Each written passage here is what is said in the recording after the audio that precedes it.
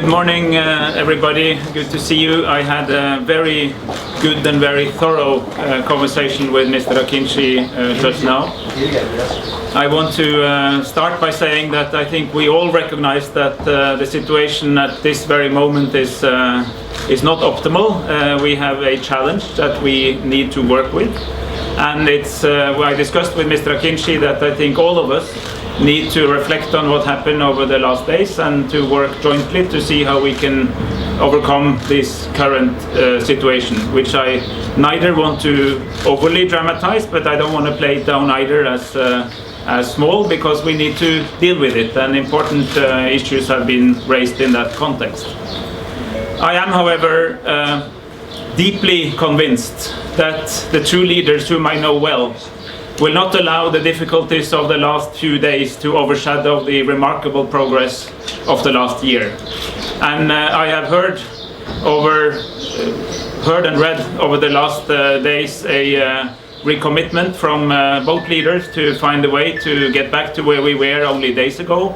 I would remind you about this historically important statement that only 1 week ago was issued by the two leaders together, where they reconfirmed their commitment to find a solution in 2016. There is now a very positive opportunity. The international support is massive. It is being reconfirmed as we speak. I'm sure you all have heard that Vice President Biden was yesterday in a telephone conversation with both Mr. Anastasiades and Mr. Akıncı, urging them to, without any delay, come back to the table and continue their talks, which is in the interest of all Cypriots. And having worked very closely with both leaders over a long time, knowing them well, I think that is what they're aiming at. But in order to get there, I think we all have to do our part, and that was very much the essence of this discussion, which I will describe as a very honest, a very constructive, and a very positive and a thorough conversation with Mr. Akıncı. I would also like to mention a separate issue, which is that I have learned with deep concern about the changing policy on access to religious sites in the north. After many years of very positive improvement in the ability to access churches in the north, we have now learned about a new policy which seems to be more restrictive, and I urged Mr. Akıncı to do what he can. I'm very much aware that this does not come out of this office, but I urged him to do what he can to make sure that this is rectified, because it runs directly counter to the bicommunal spirit that has been created over the last years. And I think that in this context it's very important that we inspire the direct contact between civil society, between believers, between organizations of all sorts from both sides. Very much has happened over a long time, and I would very much like to avoid that this is now moving in the opposite direction, regardless who is in charge on either side. So that's what's my statement. I can take a few questions. Mr. Eide, tomorrow there's going to be no meeting tomorrow, and Mr. Anastasiades cancelled the meeting with you. And on your schedule, what do you plan to see Mr. Anastasiades? When do you plan to see Mr. Anastasiades again? Well, I saw him, of course, on Monday when we were both in Istanbul, where he attended the World Humanitarian Summit. I will see him when he's ready to meet, and I take note of the fact that the two meetings, sort of the meeting with me today and the meeting with Mr. Akıncı tomorrow, is cancelled. But I also hear when they say that is the only thing that has happened. So whenever possible, I will see him.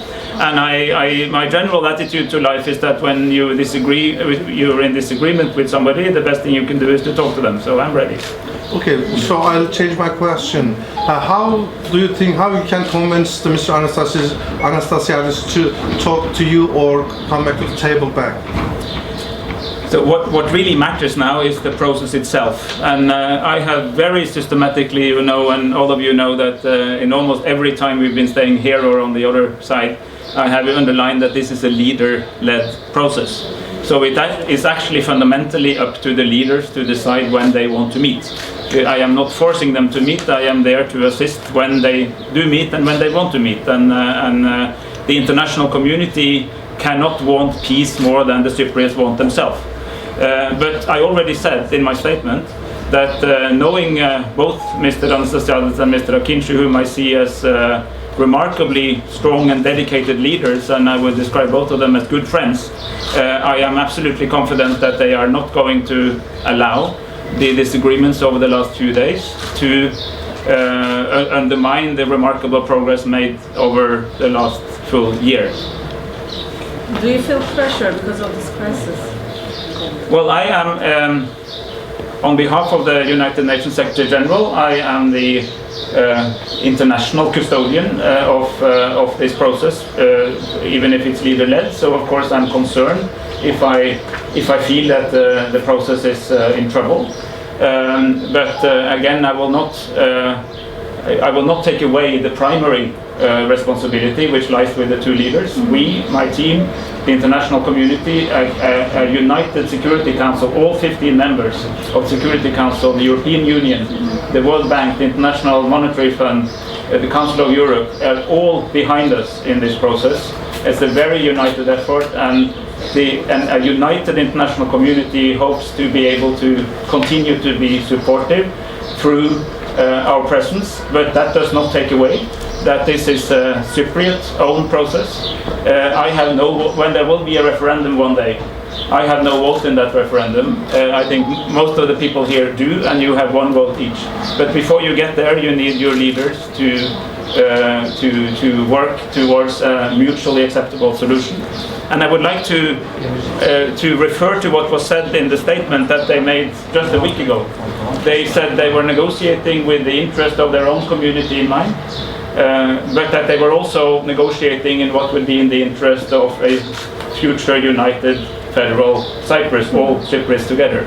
And as late as Monday, I heard Mr. Anastasiadis in Istanbul giving a very encouraging speech, which I congratulated him on, where he said that if we continue on this track, a solution can come soon to Cyprus, and that this will be an inspiration also to the wider international community. And my boss, the Secretary General, also commended him for making exactly that point, because we think there are broader implications of this, and the international support has probably never been as strong, but the leaders need to use momentum, and I think they will.